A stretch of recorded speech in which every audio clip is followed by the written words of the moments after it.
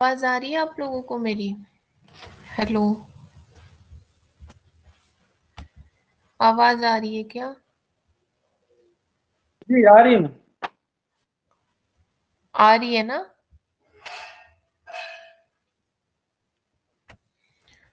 Okay. तो अभी हम लोग अभी ये क्लास ज़्यादा बड़ी नहीं लूँगी क्योंकि मेरी भी खुद की क्लास है 9:30 बजे से। तो मैं 1 घंटा ही अभी कराती हूँ आपको। तो जो छोटे छोटे टॉपिक्स हैं वो सारे कवर करती हूँ। बाकी उसके अलावा कल आप लोग कॉलेज जा रहे हैं? कोई ऐसा दिन होता है जिस दिन कॉलेज की छुट्टी मार सकते हैं आप लोग? कल जा रहे हैं क्या कॉलेज?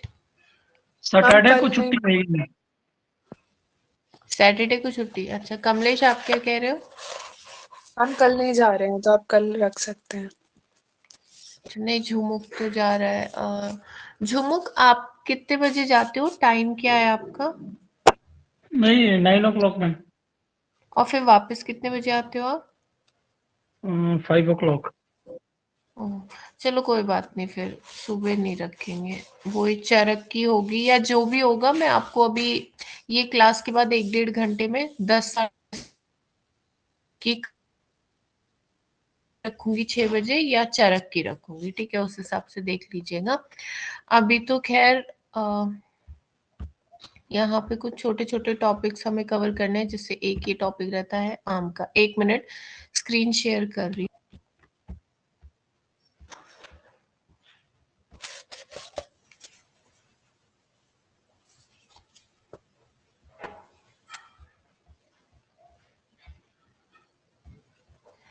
ठीक है, तो एक हमारा टॉपिक रहता है डेफिनेशन ऑफ सामान्य लक्षण ऑफ आम वगैरह करके रहता है। अभी मैं थोड़े इसमें से टॉपिक्स करवा देती हूँ, उसके बाद मैं एक बार सिलेबस में से चेक कर लूंगी, जो जो बचा रहेगा फिर वो अब करवाऊंगी। ठीक है, बस अब 2 या 3 क्लास और लगेगी और ये चीज खत्म हो जाएगी सारी। तो अभी हम आम के बारे में पढ़ते हैं। तो आम हम स्टार्टिंग से ही पढ़ के आ रहे होते हैं कि आम मतलब वो अपक्व खाना या वो अनडाइजेस्टेड फूड जो प्रॉपरली नहीं पचा है। ठीक है, तो आम की परिभाषा क्या है और आम बनता क्यों है? आम इसीलिए बन रहा है क्योंकि हमारी कहीं ना कहीं जठराग्नि कमजोर है। जठराग्नि हमारी कमजोर है, पर डाइजेशन नहीं हुआ है, हमारी डाइजेस्टिव पावर वीक है, इसीलिए हमारे खाने का डाइजेशन नहीं हुआ है। और जब खाने का डाइजेशन प्रॉपरली हुआ नहीं है, उत्पत्ति हुई है। ठीक है, तो अब इसकी अगर परिभाषा देखेंगे तो अग्नि के दुर्बल होने से आमाशयगत आहार का पूर्ण रूप से पाक न होने पर जो अपक्व आद रस धातु बनता है। आद रस धातु का मतलब है कि वो प्रॉपरली रस धातु भी नहीं है। ठीक है, तो आद रस धातु जो बनता है उस वातादि दोष से दूषित होकर आमाशयगत आद रस को ही आम कहते हैं। ठीक है, बेसिकली यही है कि जो फूड हमारे आमाशय में मौजूद है, जो अनडाइजेस्टेड फूड हमारे स्टमक में मौजूद है, जब दोष मिल जाते हैं, उसमें वातादि कोई भी दोष उसमें आके मिल जाएगा, तो वो एक रूप ले लेता है आम का। और आयुर्वेद में आम को व्याधि का मेन कारण माना जाता है। इसीलिए जो व्याधि है, जो डिजीज है, उसका एक पर्याय हमने आमय भी पढ़ा था, क्योंकि ये आम जो हमारा यहाँ पे बन रहा है अनडाइजेस्टेड फूड प्लस जो हमारे दोष मिलने से ये जो चीज बन रही है, ये बहुत सारी व्याधियां करवाती है। ठीक है, तो ये इसकी डेफिनेशन होती है। और ये बनती इसलिए क्योंकि अग्नि दुर्बल है। अगर अग्नि अच्छी होगी तो आम नहीं बनेगा, खाना प्रॉपरली डाइजेस्ट हो जाएगा। अब फिर क्या बोला है कि जठराग्नि की दुर्बलता से जिस अपक्व आहार रस का निर्माण होता है वह आम कहलाता है तथा सभी दोषों को प्रकोपित करने वाला होता है। ठीक है, एक तो ये जो है अनडाइजेस्टेड बेसिकली हो है इसमें कि सबसे पहले तो हमारी अग्नि प्रॉपरली काम नहीं कर रही है, अग्नि दुर्बल है।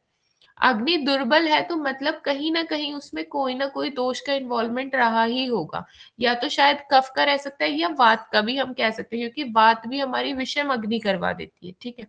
तो कोई ना कोई दोष का इन्वॉल्वमेंट उसमें ऑलरेडी रहा ही होगा उस अग्नि में, तभी उसने खाने को प्रॉपरली डाइजेस्ट नहीं होने दिया।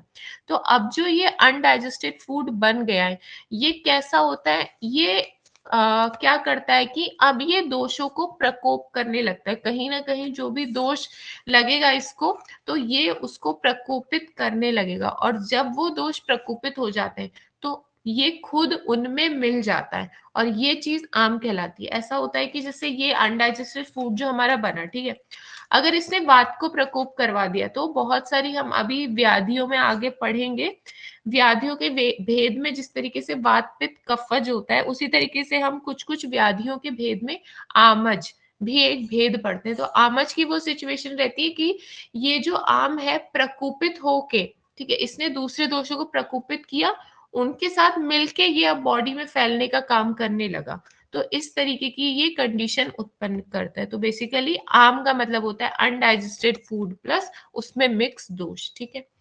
उसके अलावा ये आपको पढ़ने की जरूरत नहीं है कि चरक ने त्रिविध कुक्षी, ये जब चरक पढ़ेंगे तब की तब। अब आम का स्वरूप, ठीक है, तो कैसा इसका स्वरूप होता है, श्लोक याद हो जाए तो ठीक है, नहीं हो तो ऐसी हिंदी याद कर लेना कि द्रवता गुरुता अनेक वर्ण सभी रोगों का हेतु, स्निग्ध बहु पिच्छल युक्त बहुत ही ज्यादा स्लाइमी, तंतु युक्त, तंतु युक्त आप ऐसे समझ लीजिए कुछ फाइबरस पार्ट युक्त, ठीक है।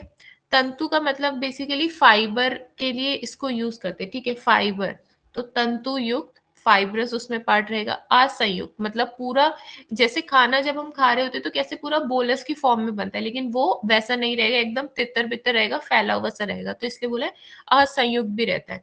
शूल युक्त होता है, ठीक है, दर्द भी होता है इसमें, दुर्गंधित होता है ये। तो ये सारी चीजें आम का स्वरूप है कि द्रवता है, ठीक है, लिक्विड फ्लूइडिटी उसमें रहेगी, हल्का लिक्विड रहेगा, गुरुता है वो हैवी है, उसके अलावा उसके अनेक वर्ण होंगे, काला पीला नीला कैसा भी हो सकता है, ठीक है। उसके अलावा सभी रोगों को का हेतु भी इसको माना जाता है, क्योंकि हमने व्याधि के पर्याय में भी पढ़ा था आमय। उसके अलावा स्निग्ध है, बहुत ज्यादा ही स्लाइमी है, तो बहुपिच्छल युक्त है, ठीक है, फाइब्रस पार्ट भी दिख जाता है। तो ये बेसिकली आम का स्वरूप होता है कि आम कैसा दिखता है। उसके अलावा आम का लक्षण, ठीक है, तो आम के लक्षण में क्या होता है कि अपक्व रस के लक्षण, जो भी अपक्व रस होगा उसी के लक्षण यहाँ दिखेंगे।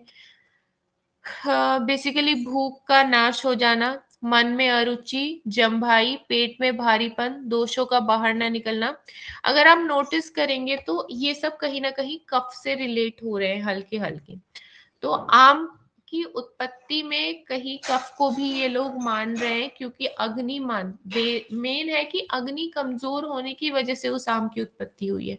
अग्नि को कमजोर करने वाला हमेशा ही कफ रहेगा, तो इसीलिए इन्होंने, हम ऐसा कह सकते हैं कि कफ के भी हल्के फुल्के लक्षण आम में डाल दिए हैं। तो जब ऑलरेडी हमारा खाना प्रॉपर्ली डाइजेस्ट नहीं हो रखा है तो हमें कोई भूख नहीं लगेगी, तो भूख का नाश, ठीक है। मन में अरुचि, वैसे ही कुछ खाने का मन नहीं होगा, कुछ भी इच्छा नहीं रहेगी, ऑलरेडी बहुत फुलनेस सी फीलिंग आएगी, ठीक है। पेट में भारीपन रहना, वही की डाइजेस्ट नहीं हुआ है तो पेट फुल है ऐसा फील आएगा। उसके अलावा दोषों का बाहर ना निकलना, दोषों का बाहर ना निकलना से मतलब है मल मूत्र में भी रुकावट ये करवाता है, ठीक है। तो ये इसके सामान्य लक्षण होते हैं। ये समझ में आ रहा है क्या? समझ में आ रहा है जी क्या? मैम। ठीक है। उसके अलावा आम की उत्पत्ति विभिन्न स्तरों पे, ये आपको ये चीज पता है कि जठराग्नि, हम ये पढ़ते हैं ना कि अग्नि, अग्नि कितने तरीके की होती है, अग्नि कितने तरीके की होती है, फर्स्ट ईयर में पढ़ा होगा, नहीं पता क्या आपको? कोई बात नहीं। अग्नि 3 तरीके की होती है, ठीक है। एक होती है, तीक्ष्ण अग्नि, सम नहीं नहीं वो अलग हो गया।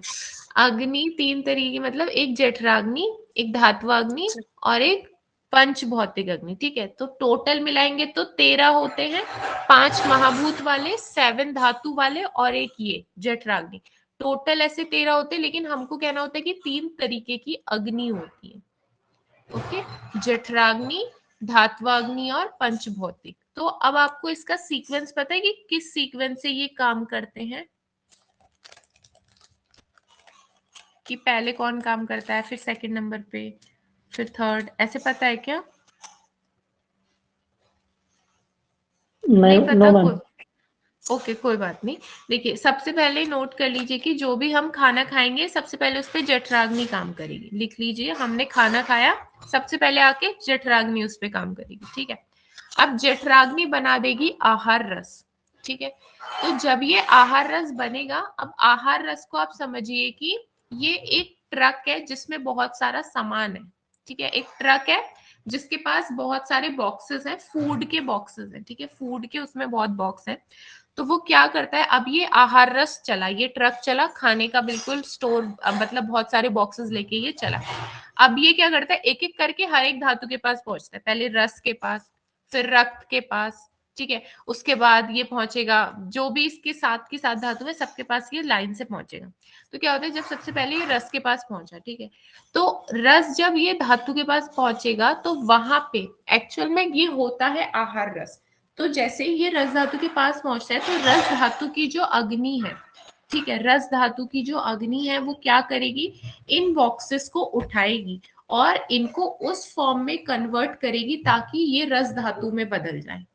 इसी तरीके से जब ये ट्रक ने उठा के 2 बॉक्सेस वहां रस के पास छोड़ दिए, रस धातु की जो अग्नि थी उसने क्या किया कि वो जो बॉक्सेस थे उनको इस फॉर्म में कन्वर्ट किया ताकि वो खुद यूज कर पाए उसको, ठीक है। तो वो बॉक्सेस रस धातु में बदल गए। ऐसे ही अब ये ट्रक आगे चला तो इसको मिला रक्त धातु, तो इसने क्या किया, रक्त धातु को भी 2 बॉक्सेस दे दिए।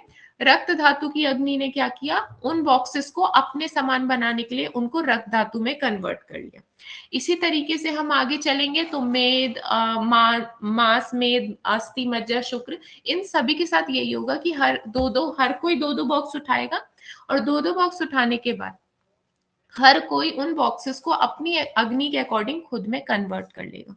तो सबसे पहले काम करती है जठराग्नि, जठराग्नि बनाती है आहार रस, आहार रस पे काम करता है ये धातुवाग्नि, ठीक है। और धातुवाग्नि उस आहार रस को हर एक धातु के अनुसार बदल देती है। यहां तक समझ आया आपको?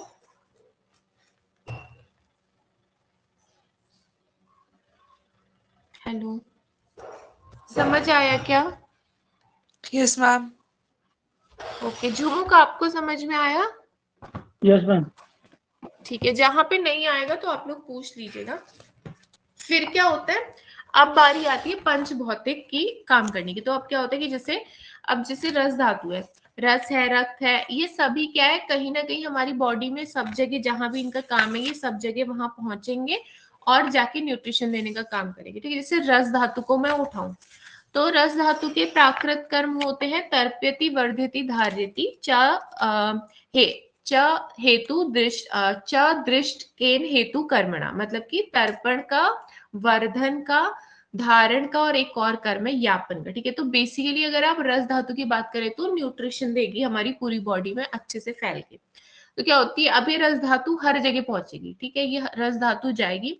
अब ये रस धातु में क्या होता है, इसके पास होते हैं अपने 5 एलिमेंट्स, हर एक चीज 5 ये एलिमेंट से बनी होती है। हमें पता है पंच महाभूत से हर चीज निर्मित होती है, चाहे वो हमारा शरीर है या कुछ भी है, तो पंच भौतिक तत्व उसमें होते ही हैं। तो ऐसे ये जो हमारी रस धातु है, इस रस धातु में भी पंच भौतिक तत्व होंगे, ठीक है। इसमें पृथ्वी होगा, अग्नि का पार्ट रहेगा, ठीक है, और आकाश का रहेगा, वायु का रहेगा, जल का रहेगा, 5 महाभूत का पार्ट इसमें रहेगा। अब ये रस धातु पहुंचा आपके हाथ के पास, ठीक है, तो अब इसने देखा कि आपके हाथ में तो आकाश महाभूत की कमी है, तो इसने क्या किया, वहां पे आकाश महाभूत बना के आपके हाथ के जिस भी टिश्यू या सेल को जरूरत थी वहां पहुंचा दिया। इसी तरीके से जब ये आपके लेग में गया तो वहां इसने देखा कि चलो अग्नि महाभूत की कमी है तो अग्नि दे देता हूँ, इस तरीके से ये सारे धातु काम करते हैं। जहां पे भी जिस महाभूत की कमी रहती है, ये उन पर्टिकुलर सेल्स को, उन पर्टिकुलर टिश्यूज को जाके ये क्या कहते हैं इसको, महाभूत दे देते हैं। तो सबसे पहले काम करता है जठराग्नि, उसके बाद काम करती है धात्वाग्नि, और एंड में काम करती है पंचभौतिक अग्नि। ये समझ आया क्या?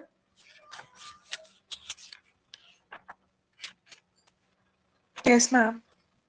ओके, इसको नोट भी कर लीजिएगा कि सबसे पहले हम जो खाना खा रहे हैं उस पे जठराग्नि काम करेगी और उसको पंच भौतिक बना देगी। सॉरी, जठराग्नि काम करके उसको आहार रस में बदल देगी। फूड को जठराग्नि तोड़ के आहार रस बनाएगी। अब इस आहार रस पे धातुवाग्नि काम करेंगी और 7 धातुस बन जाएगी।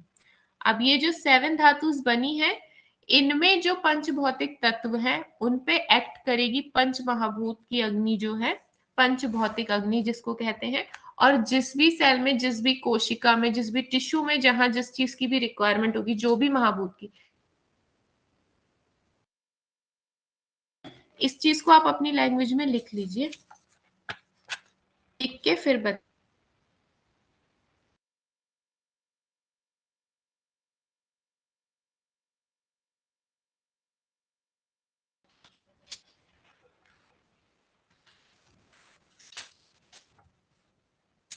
लिख लिया क्या?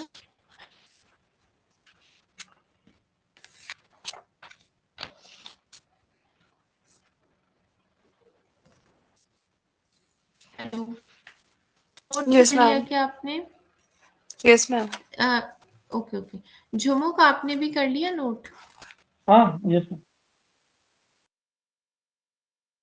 देखिए यहाँ पे इसका कॉन्सेप्ट देखेंगे। अब इन्होंने बोला है कि जब हमारा जठराग्नि आम बनेगा, बेसिकली आप आम का मतलब समझिए कि प्रॉपर डाइजेशन नहीं हो रहा है, दोष धातु तो, दोष वगैरह का इन्वॉल्वमेंट तो साइड रखिए, मेन ध्यान रखिए आम का मतलब है कि प्रॉपरली पचा हुआ जो भोजन नहीं होता है, जिसका जो मतलब हमें एंड रिजल्ट निकालना है।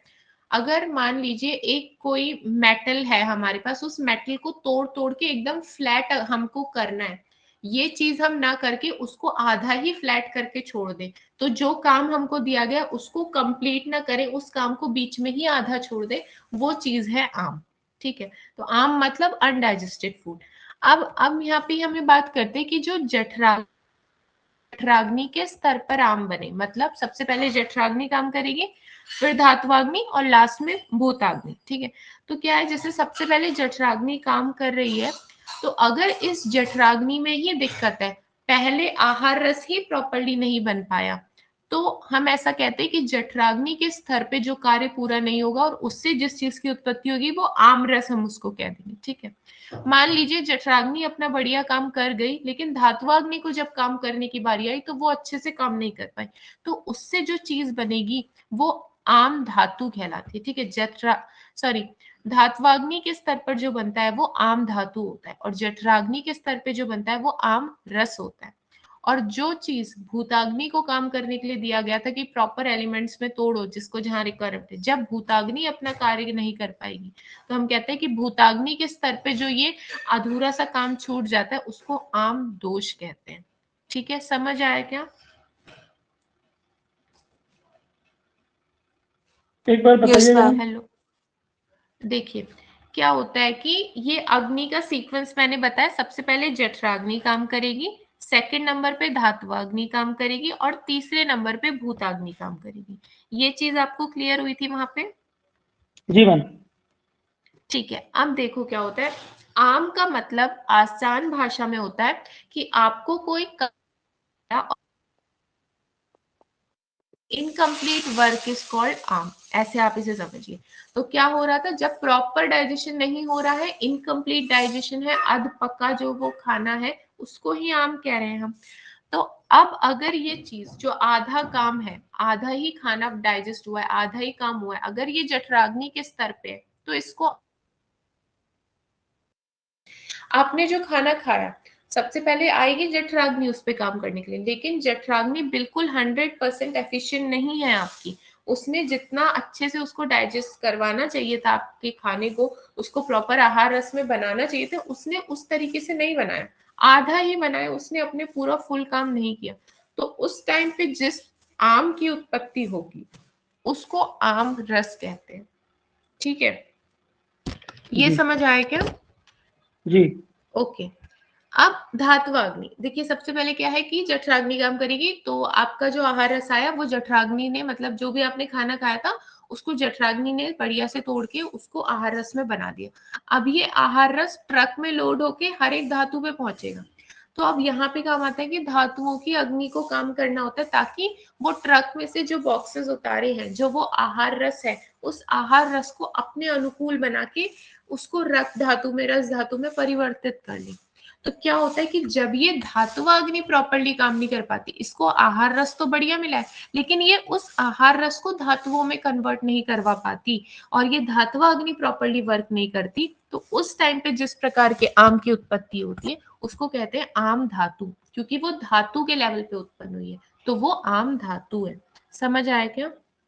जी अब तीसरा रहता है भूताग्नि के स्तर पे। चलो, आपका धातु वगैरह भी बनेगी, जठराग्नि, आहार रस भी बढ़िया बना, उसके बाद ये धात्वाग्नि भी बन गई। अब बात आती है भूताग्नि की। अब वो बात आई है पंच भौतिक की। अब ये सारी धातुएं जहां जहां इनका फंक्शन है, जहां जहां इनको जाना है, ये वहां वहां जाके जिस चीज की भी इनको पूर्ति करनी है वो उसका पूरा न्यूट्रिशन वगैरह देने का काम करनी है। ठीक है, तो क्या होता है कि जैसे रस धातु है, पूरी बॉडी में हमारा तर्पण वगैरह करवाने का काम करेगी, पूरी बॉडी को न्यूट्रिशन देने का, नरिशमेंट देने का काम करेगी। तो क्या है, जब ये रस धातु, मान लीजिए आपके हाथों में आकाश महाभूत की कमी हो गई, ठीक है, तो जब ये रस धातु आपके आकाश सॉरी, जब ये रस धातु आपके हाथ के पास पहुंची, तो आपके हाथ के एक सेल ने कहा कि मेरे को आकाश महाभूत की कमी है, तो तुम मुझे आकाश महाभूत बना के दो। तो जब ये आपकी रस धातु आकाश महाभूत बनाने में असमर्थ हो जाए, और असमर्थ कब होगी, जब उसका ये पंच भौतिक तत्व की जो अग्नि है, पंच भौतिक अग्नि है जिसे हम भूताग्नि कह रहे हैं, वो प्रॉपरली काम नहीं कर रही है, तभी वो आकाश महाभूत बना के उसको दे नहीं पा रहा है। तो जब भूताग्नि के स्तर पे कार्य प्रॉपरली ना हो और वहां हम कहें कि आम उत्पन्न हो रहा है, तो वो आम दोष है। अभी समझ आया क्या? जी ठीक है, पे काम कहीं ना हो, न जठराग्नि के लेवल पे हो रहा है, न धात्वाग्नि और न भूताग्नि, सब जगह काम गड़बड़ हो, तो उस टाइम पे जो आम बनेगा वो आम विष कहेंगे, या उसे अन्न विष भी कहते हैं। ठीक है, जी मैम। और सबसे खतरनाक तो ये आम विष ही होगा। ठीक है,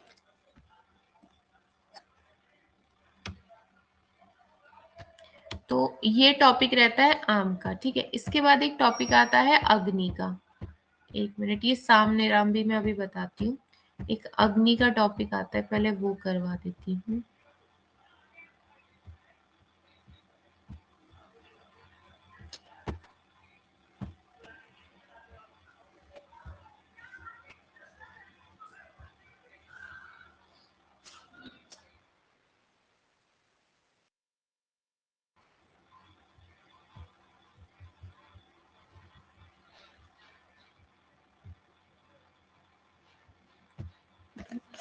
एक सेकंड रुकिए, ये यहाँ पे ये दिया हुआ दोष, दोष अग्नि कहाँ दिया?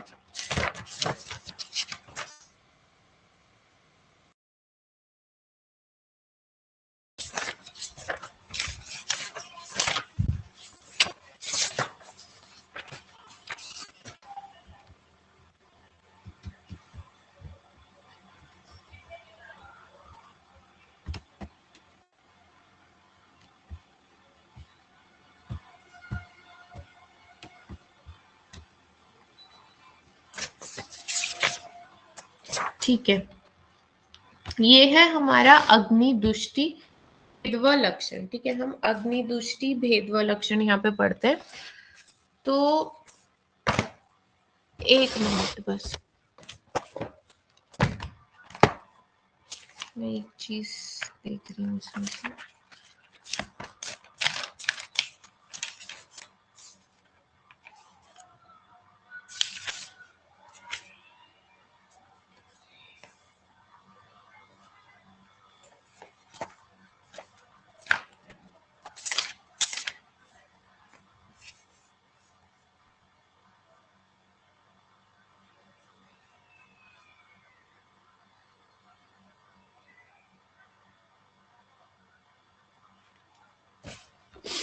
ओके, हाँ, आप एक चीज नोट कर लीजिए कि शरीर में, लिखिए, शरीर में 3 प्रकार की अग्नियां होती हैं।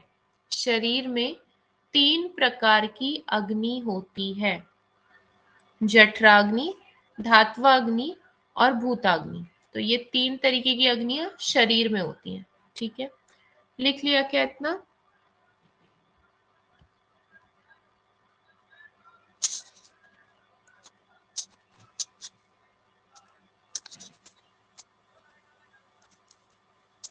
Yes ma'am. झुमुक, आपने कर लिया नोट? नो मैम, बताइए क्या क्या बोले मैम? शरीर में 3 प्रकार की अग्नियां होती हैं। शरीर में 3 प्रकार की अग्नियां होती हैं, जठराग्नि, धात्वाग्नि और भूताग्नि। यस मैम, हो गया। और सेकंड पॉइंट आप नोट करिए, जठराग्नि के 3 दोष होते हैं। जठराग्नि के 3 दोष होते हैं, मंदाग्नि, विषम अग्नि और तीक्ष्ण अग्नि। ये 3 जठराग्नि के दोष हैं। या आप जठराग्नि के मंदाग्नि, दोष विषमाग्नि और तीक्ष्ण अग्नि, मंदाग्नि, विषम अग्नि और तीक्ष्ण अग्नि। कर लिया नोट? जी मैम। यस ठीक है, मैम। अब देखिए, आप ऐसे कह सकते हैं मंदाग्नि, विषम अग्नि और तीक्ष्ण अग्नि, या तो आप कह सकते हैं जठराग्नि के दोष है, या आप कह सकते हैं जठराग्नि के टाइप है। लेकिन आपसे अगर कोई पूछेगा अग्नि के टाइप क्या है, तो वो जठराग्नि, धात्वाग्नि और भूताग्नि है। लेकिन जब पूछेगा जठराग्नि के टाइप बताइए, तब आपको बोलना होता है मंदाग्नि, तीक्ष्णाग्नि और विषम अग्नि। नॉर्मल अग्नियां तो यही है हमारी, धात्वाग्नि, भूताग्नि और जठराग्नि। ठीक है, ये चीज थोड़ा सा क्लियर करवाना था। अब आप यहाँ पे देखिए क्या है कि अग्नि दुष्टि हेतु भेद व लक्षण। तो इसमें आचार्य चरक कहते हैं कि आयु, वर्ण, बल, स्वास्थ्य, उत्साह, ओज तथा शरीर की समस्त अग्नियां कोष्ठाग्नि पर निर्भर करती है। मतलब बेसिक सबसे पहले वो कोष्ठाग्नि पे डिपेंड करेगा। सबसे पहले जठराग्नि को देखा जाता है। सबसे इम्पोर्टेंट बेसिकली यही कह रहे हैं कि सबसे इम्पोर्टेंट हमारे लिए जठराग्नि है। तो ऐसा, तो आप काम कैसे करेंगे, जैसे कि मैं बताऊं, ये वैसे समझ गए होंगे, इसमें कुछ जरूरी है तभी आगे का काम हो पाएगा।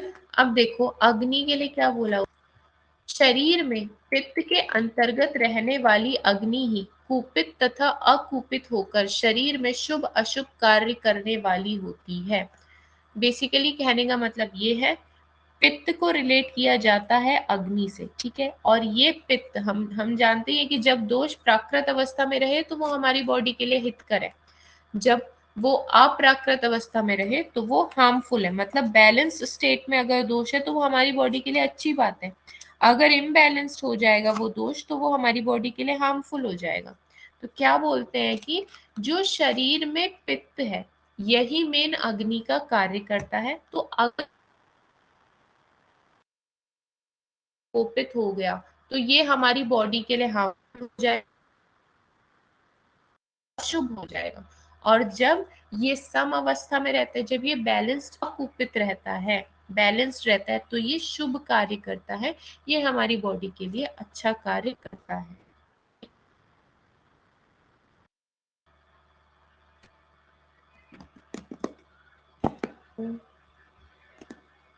समझ आ रहा है क्या? कुछ समझ नहीं आ रहा क्या? आवाज नहीं आ रही है? हाँ हेलो? मैम, आ रही है। ओके, हाँ ना, आप बोलते रहा करो तो मेरे को पता चलेगा। ठीक है, अब अग्नि दुष्टि के हेतु की, जो ये हमारी अग्नि है ये दुष्टि, इसकी ये दूषित कैसे हो रही है, इसके कुछ कॉमन हमको ये निदान बताते हैं, कुछ कॉमन कॉज बताते हैं। तो जैसे हमारे मानसिक जितने भी विकार होते हैं, जैसे चिंता है, शोक है, भय है, क्रोध है, दुख है, इन सब में हमारी अग्नि दूषित हो जाती है।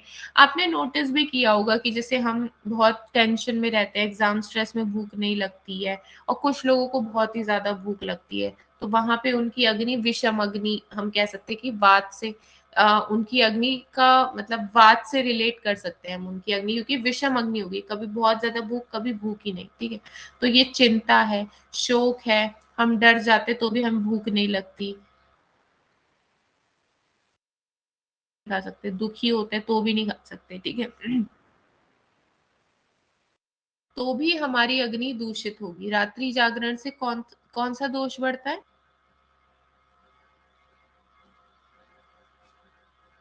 रात्रि जागरण से कौन सा दोष बढ़ता है? वात दोष। वात बढ़ता है। वात, नोट कर लीजिए, रात्रि जागरण से वात बढ़ता है। तो क्या है, वात भी बढ़ गया तो भी उसने अग्नि दूषित कर दी, तो भी उसने अग्नि खराब करवा दी। ठीक है, भोजन ना करना, हम खाना ही नहीं तो अग्नि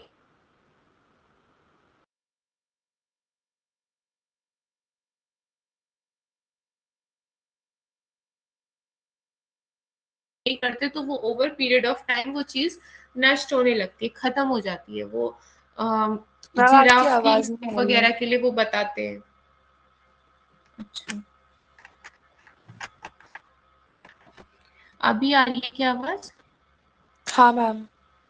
हेलो, ठीक है। हाँ तो मैम आ यहाँ रही पे है। मैं ये बता रही थी कि ओके ओके, यहाँ पे मैं बता रही थी, बोने का भोजन नहीं करते तो भी अग्नि दूषित हो जाती है। इसको आप ऐसे रिलेट कर लीजिए कि हम जिस चीज का यूज नहीं कर रहे हैं वो एक टाइम में खत्म होने लगती है। जैसे वो एक डार्विन और लेमार्क वगैरह की उन्होंने एक थ्योरी दी थी कि जैसे पहले क्या था कि जो बेसिकली हमने इवोल्यूशन जो क्लास 12th में हम पढ़ते हैं, वहां हमने ये चीज पढ़ी होती है कि वो डार्विन या लेमार्क, मुझे याद नहीं है, इनमें से किसी एक साइंटिस्ट ने ये थ्योरी दी होती है कि जिस ऑर्गन का यूज करते रहो वो चलेगा, लेकिन जिस चीज का यूज ही बंद कर दो तो वो अपने आप में एक टाइम बाद खत्म हो जाएगा। तो वही बात है, जब हम खाना ही प्रॉपरली नहीं खा रहे तो अग्नि को अपने कार्य करने का मौका ही नहीं मिल रहा है, तो अब उसे लग रहा है कि मेरे तो काम करने की कोई जरूरत ही नहीं है। तो जब उसे हम खाना खा भी रहे होते तो भी वो काम नहीं करती, क्योंकि हमने उसकी आदत ही ऐसी डाल दी कि उसे काम करने की जरूरत ही नहीं है। तो भोजन ना करने से, ठीक है, अजीर्ण होने से भी दूषित होती है। अजीर्ण होना मतलब पहले ही नहीं पच रहा, आप फिर भी खाए जा रहे हैं, खाए जा रहे हैं, खाए जा रहे हैं, तो ये चीज अजीर्ण है। ठीक है, विषम प्रकार के भोजन करने से, ठीक है, हार्मफुल मतलब जो हमारे स्वास्थ्य के लिए अहितकर है वो सब खाना हम खा रहे हैं। मल मूत्र आदि वेगों को रोकने से, हम जब कोई भी वेग रोकते हैं तो कौन सा दोष बढ़ता है?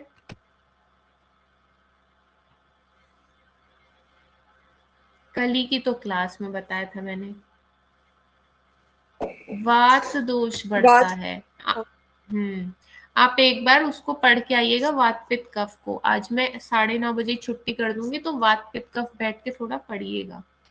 तो देखिए क्या है कि मल मूत्र का वेग भी रोकेंगे तो भी वात बढ़ेगा, वात बढ़ रहा है तो वो विषम अग्नि करवा देगा, तो भी अग्नि तो दूषित हो ही रही है। ठीक है, इस तरीके के हजार मतलब हम हेतु लिख सकते हैं कि, या हम ऐसे कह सकते हैं कि हम ऐसे फैक्टर्स लिख सकते हैं जिससे कि अग्नि हमारी दूषित हो रही है।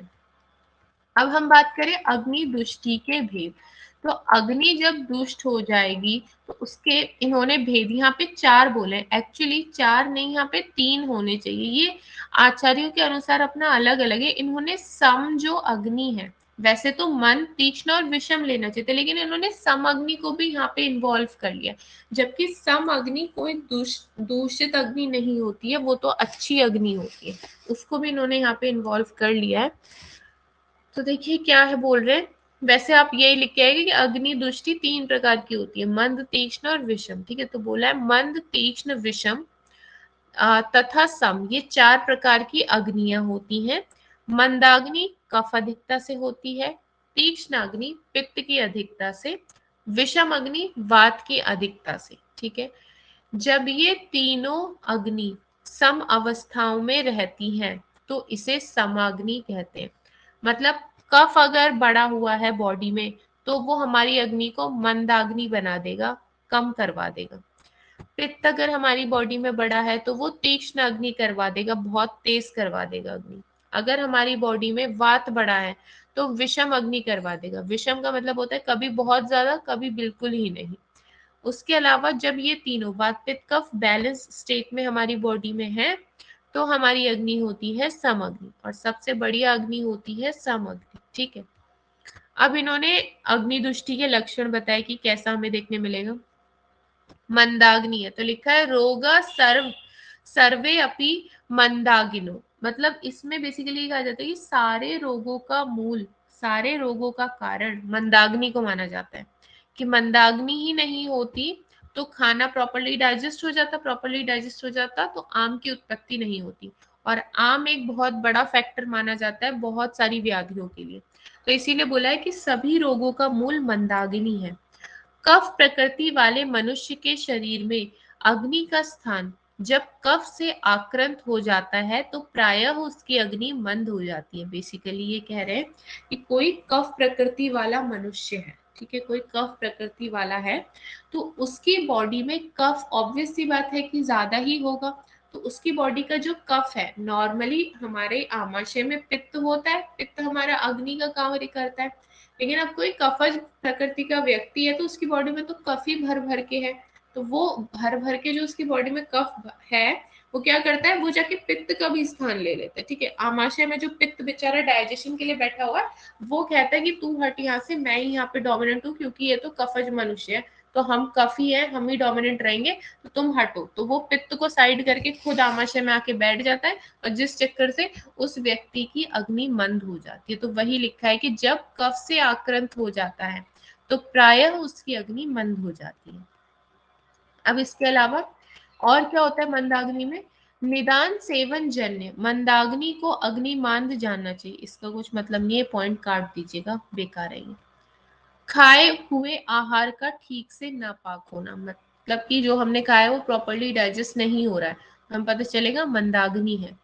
थोड़ा सा अपचार को भी सहन न कर पाए, आपने देखा होगा कि कुछ लोग ऐसे होते हैं कि अगर बाहर का कितना भी खा ले उनको कुछ फर्क नहीं पड़ेगा, मतलब कितना भी खा ले इन द सेंस नहीं कि हफ्ते भर बाहर का ही खा रहे हैं, तब तो अच्छे अच्छे को भी फर्क पड़ जाएगा, हफ्ते भर जंक फूड खाओगे तो सबकी बैंड बज जाएगी।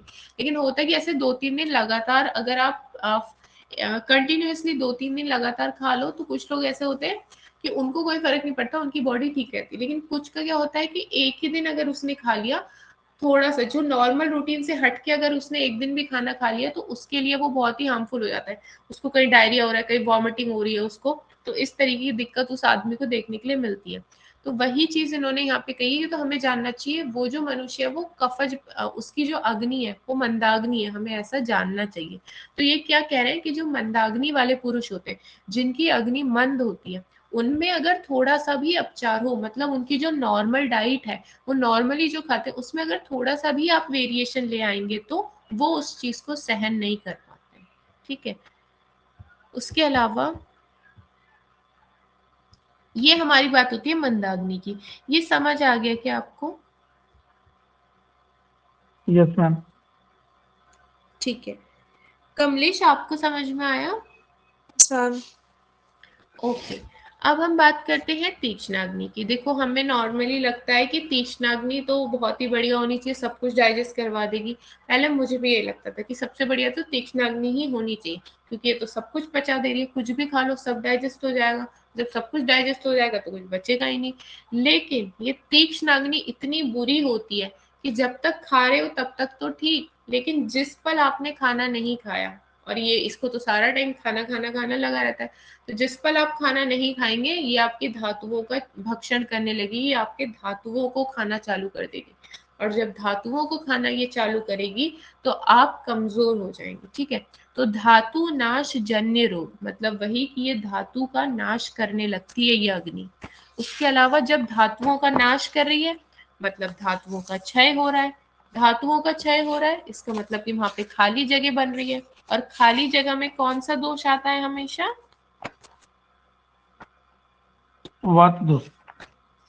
तो इसीलिए वात प्रकोप जन्य रोग भी दिखेंगे। ओके, ये जो शोष है ना, ये शोष वर्ड का मतलब हम लोग दो रिस्पेक्ट में ले सकते हैं। एक तो हम कमजोरी से कह सकते हैं, आप लिख लीजिए, एक तो हम इसे कमजोरी कह सकते हैं, दूसरा ये शोष का मतलब होता है राज्य क्षमा, टीबी। लिख लीजिए, शोष मतलब राज्य क्षमा, टीबी, या हम इसको कह सकते हैं कमजोरी। ठीक है, अगर आप देखें तो राजेक्ष्मा क्या है, टीबी है, ट्यूबरक्लोसिस।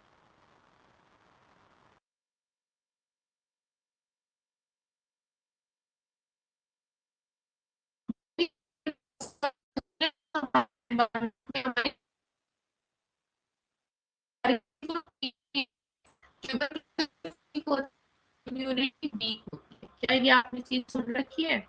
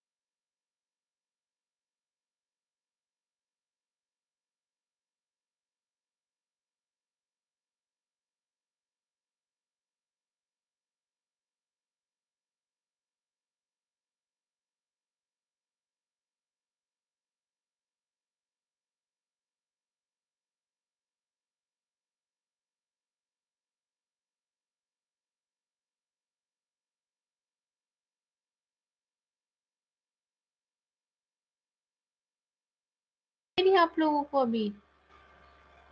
Hello hello. हाँ मैम, आपका डिस्कनेक्ट हो गया था। अच्छा अच्छा।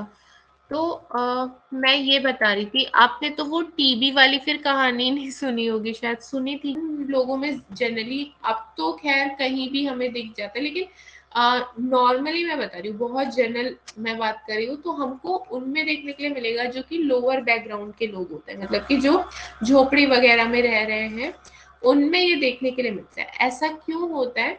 क्योंकि अब वो लोअर बैकग्राउंड के लोग हैं, ठीक है, उनके पास 2 टाइम के खाने के लिए ही प्रॉपर उनके पास पैसे नहीं होते, तो उनका जो फूड है, मतलब जो उनका खाना है, वो उनका न्यूट्रिशियस खाना नहीं होता। उनको तुम कुछ भी दे दो वो वही खा लेंगे, ठीक है, उनको पेट भरने से मतलब है, उनको इस चीज से मतलब नहीं है कि ये चीज हमारे लिए न्यूट्रिशियस है भी कि नहीं है, इसको खाने से फायदा है भी या नहीं है, उनको इससे मतलब नहीं है, उनको पेट भरने से मतलब है। तो इस चक्कर में क्या होता है, उनका जो न्यूट्रिशियस डाइट है वो उनको मिलती नहीं है।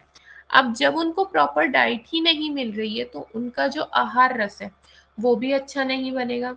जब आहार रस ही अच्छा नहीं बन रहा है, तो आगे जो धातु बननी है वो भी प्रॉपर नहीं बनेगी। और धातुओं का सार भाग होता है हमारा ओज। अब जब धातु ही नहीं बन रही है, तो ओज कैसे बनेगा? धातुओं का एंड प्रोडक्ट है जो ओज है, वो कैसे बनेगा? वो भी नहीं बनेगा। तो क्या होता है, जब ओज ही नहीं बन रहा है तो मतलब इम्यूनिटी भी वीक है। तो जो ये गरीब लोग होते हैं, जो लोअर बैकग्राउंड के लोग हैं, इनकी इम्यूनिटी वीक होती है क्योंकि इनका प्रॉपर ओज नहीं बन रहा है। तो ओज नहीं बन रहा है तो इम्यूनिटी वीक है। आप थोड़ा सा भी कोई इन्फेक्शन होता है तो एकदम इनको कैच कर लेता है। और टीबी भी बहुत ही एक छोटा मोटा इन्फेक्शियस मतलब इसका एजेंट रहता है, बहुत ताकतवर शक्तिशाली नहीं है, सिर्फ उसी को ये आराम से नुकसान पहुंचा पाता है जिसका इम्यून सिस्टम वीक है। तो ये जो लोअर बैकग्राउंड के लोग होते हैं, इनमें जनरली टीबी के केसेस हमें देखने के लिए मिलते हैं। वो इसीलिए क्योंकि उनका ओज अच्छा नहीं है। ठीक है, तो ये जो पूरी कहानी है इससे मैं आपको बता रही हूँ, जो ये वर्ड शोष है, शोष को कमजोरी और राज्य क्षमा दोनों चीज से रिलेट करते हैं। और अगर आप ओवरऑल मतलब देखें तो कमजोरी की वजह से ही राज्य क्षमा हो रहा है। ये चीज पूरी समझ आई क्या?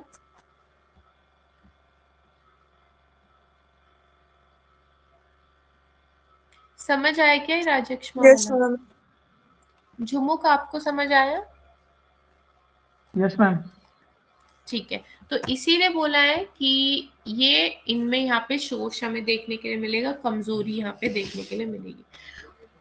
उसके अलावा तीक्ष्ण अग्नि है तो मतलब पित्त के प्रकोप की वजह से, और पित्त का एक लक्षण तो दाह भी है, जलन उत्पन्न कराना है, तो दाह भी यहाँ महसूस होगी। ठीक है, संताप भी, राइज इन बॉडी टेम्परेचर भी यहाँ महसूस होगा। अब मैं बात करूं विषम अग्नि की। ठीक है, तो विषम अग्नि होती है हमारी वायु की वजह से। इन्होंने यहाँ पे लिखा नहीं है, आप लिख भी लीजिएगा। मंदाग्नि कफ की वजह से, तीक्ष्णाग्नि पित्त, और विषम अग्नि वायु की वजह से।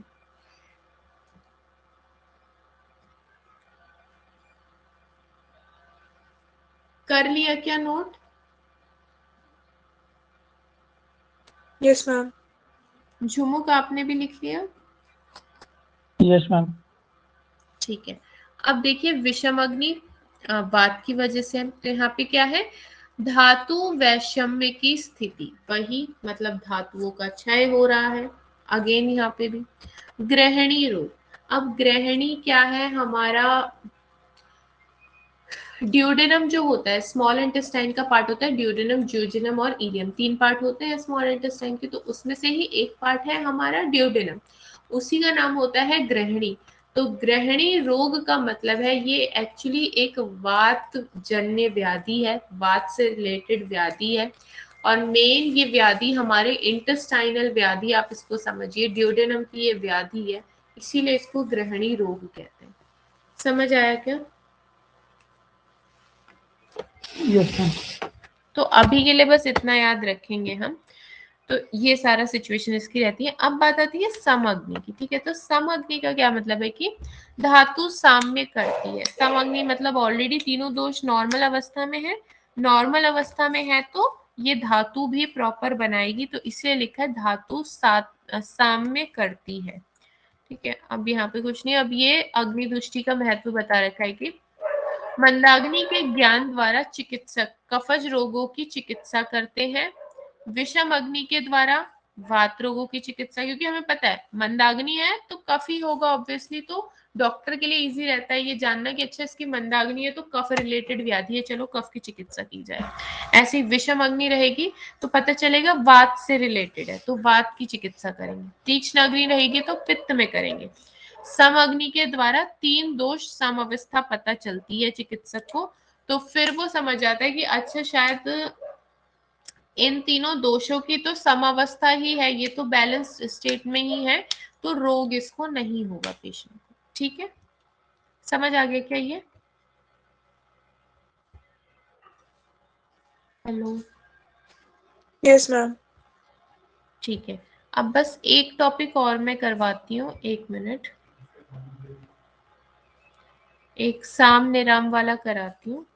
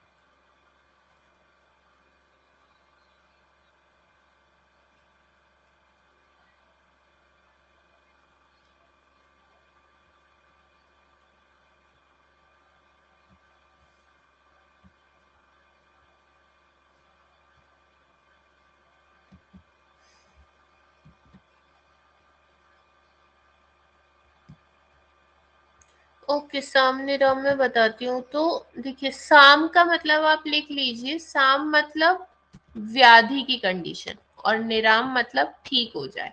ठीक है, तो अब एक बार यहाँ पे पढ़िए जरा। तो लिखा है साम क्या है, जब वातादि दोष सप्त मैम धातु, सप्त धातु, हाँ बताइए। स्क्रीन शेयर नहीं हो रही। स्क्रीन शेयर नहीं हुई, एक मिनट। अभी दिख रहा है क्या? नो मैम, नहीं दिख रहा अभी। अमरीश, आपको भी नहीं दिख रही क्या स्क्रीन? मैम दिख रही है। ओके, झुमुक आप एक बार रीजॉइन कर लीजिए, मैं वेट कर लेती हूँ, आप रीजॉइन कर लीजिए। Okay ma'am.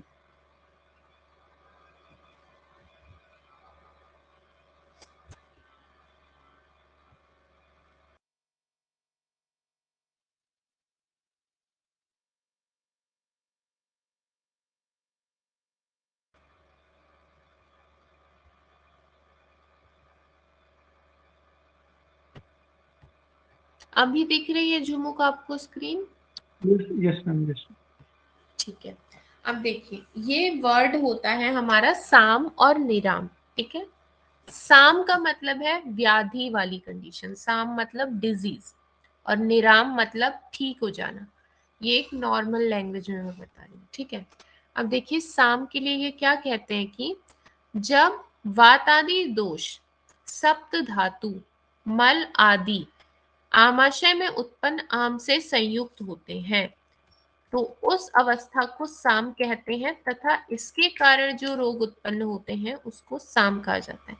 बेसिकली कहने का मतलब ये है, जो अनडाइजेस्टेड फूड हमारा बना है जिसका नाम आम है, इस आम में या तो दोष मिल जाए या धातु मिल जाए, या दोष धातु दोनों मिल जाए, तो जो कंडीशन बनेगी वो साम की कंडीशन होती है, और ये एक डिजीज उत्पन्न करवाएगी, तो वो साम रोग कहते हैं। ये समझ आया क्या, क्या होता है साम?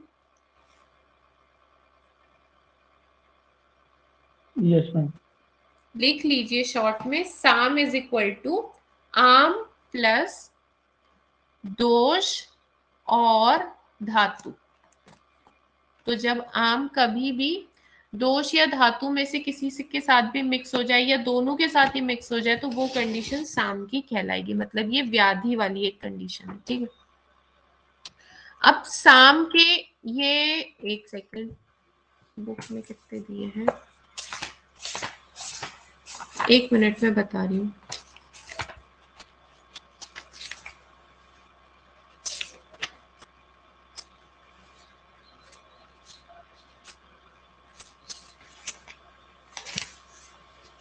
ये मल के तो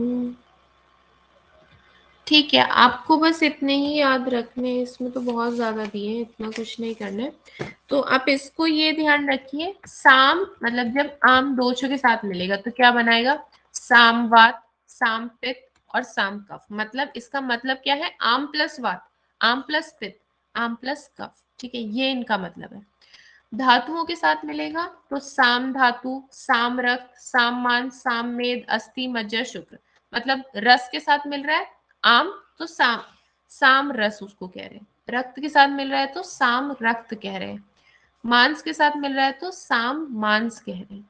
समझ आ रहा है क्या आपको ये चीज? Yes ma'am. Yes ma'am. ठीक है, अब उसके बाद मैं बताऊं तो ये उपधातु वाला आपको कुछ करने की जरूरत नहीं है, ये वाला क्रॉस कर दीजिएगा। मेन धातु और दोष होता है और एक मल रहता है। ठीक है, तो मल के लिए धातु का मल नहीं करना है हमको, सिर्फ शारीरिक मल करना है। तो शारीरिक मल में एक सिचुएशन बनेगी साम पुरुष की, दूसरी बनेगी साम मूत्र की। तो एक बार आम मिक्स हो जा रहा है पुरुष में, और एक बार मिक्स हो जा रहा है मूत्र में। अब बात आती है कि इसके लक्षण कैसे लिखेंगे। तो जैसे ये सिचुएशन है साम वात की, ठीक है, तो यहाँ पे आम वात के साथ मिक्स हो रहा है, तो हम वात की विकृति के लक्षण लिखेंगे, मतलब वात की वृद्धि वाले लक्षण हम यहाँ पे लिखेंगे। एक मिनट,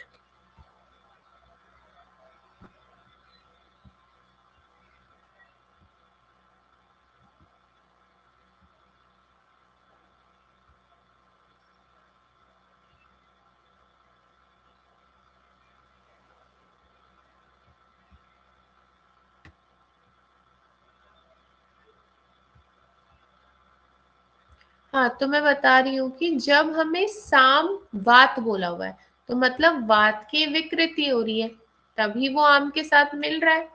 या आप ऐसे समझ लीजिए को आम तो एक बुरी चीज ही है, ठीक है, वो अनडाइजेस्टेड फूड है, तो वो जिस किसी में भी आके मिल रहा है तो उसको तो वो दूषित ही कर रहा होगा। तो जब वो साम वात हुआ है, मतलब जब वो आम वात के साथ आके मिला है, मतलब उसने वात को दूषित किया है। तो अब हमें यहाँ पे लक्षण लिखने होते हैं वात दूषित के, या आप वात प्रकोप के लिख दीजिए या आप वात क्षय के लिख दीजिए, लेकिन वात के दूषित होने के लिखना है, ठीक है। अगर वात बढ़ेगा तो भी हम उसको बुरी स्टेट मानते हैं और वात कम होगा तो भी उसे।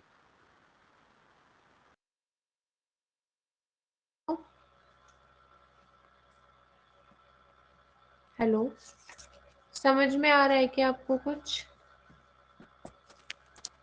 Yes ma'am. ठीक है। इसी तरीके से पित्त में भी साम पित्त का मतलब है कि उसकी या तो आप वृद्धि के लिख दीजिए या आप क्षय के लिख दीजिए। सेम हमारी सारी धातुओं के साथ, मल के साथ भी चलेगा। अगर मैं एक अस्थि के लिए ही उठाऊं तो साम अस्थि का मतलब है कि वो आम अस्थि में मिक्स हुआ है या कुछ ना कुछ धातु हमारा अस्थि को उसने दूषित किया है। तो दूषित किया, या तो आप अस्थि क्षय के लिख दीजिए या आप अस्थि की वृद्धि के लक्षण लिख दीजिए, ठीक है। उसके अलावा यहाँ पे तो यही रहता है, ये इसमें दोष धातु और ये एक मल वाला है, इसमें यही चीज चलती है, ठीक है। अब जब बात आती है निराम की, तो निराम का मतलब होता है आम से रहित, ये जिसे हम टुवर्ड्स नॉर्मल कंडीशन कहते हैं, या जिसे एक अच्छी सिचुएशन कहते हैं। तो निरामवात का मतलब है जो आम से दूषित में आपने लक्षण लिखे हैं, जो आपने सामवात में लक्षण लिखे हैं, मतलब वात के प्रकोपित और वृद्ध क्षय के जो लक्षण आप ऊपर लिख के आए हैं उसके उल्टे लक्षण आपको यहाँ पे निरामवात में लिखने होते हैं। ऐसा ही निराम पित्त में आप वो सारी बातें लिखेंगे जो कि साम पित्त के अपोजिट हो। जैसे आपने लिखा था साम पित्त में क्या है कि पित्त की विकृति हो गई, तो आपने लिख दिया दाह हमको महसूस हो रही है, ठीक है, तृष्णा हमें लग रही है, हमको क्षुधा लग रही है, बहुत भूख लग रही है, ये सब क्या है, पित्त के विकृति के लक्षण है, ठीक है। तो अब इसका उल्टी चीज आप यहाँ पे मतलब इस उसकी अपोजिट चीजें लिखेंगे कि अब ज्यादा प्यास नहीं लग रही है, अल्प दाह हो रही है, हल्की सी हो रही है, ज्यादा नहीं हो रही है, ठीक है, क्षुधा भी हल्की है, ठीक लग रही है, ज्यादा नहीं लग रही। इस तरीके के जो भी लक्षण आप ऊपर लिख के आए वो पलट के आप यहाँ पे निराम के केस में लिखेंगे। समझ आया क्या आपको ये चीज? हाँ hello, ma'am. Yes, ma'am. Okay. तो मैं अब आपको इस चीज का एक होमवर्क दे रही हूँ कि मैं आपको ये लक्षण भेजती हूँ कि जो बुक में दिए हुए आपके पास, ये अजय कुमार की बुक है क्या? इसके इनके पास नहीं है, झुमुक के पास है, ये पता है मेरे को। कमलेश के पास है ना ये वाली बुक? हाँ मैम। तो कमलेश आप एक काम करो, पेज नंबर वो बुक में, आपके पास अभी बुक लेके बैठे हो क्या आप?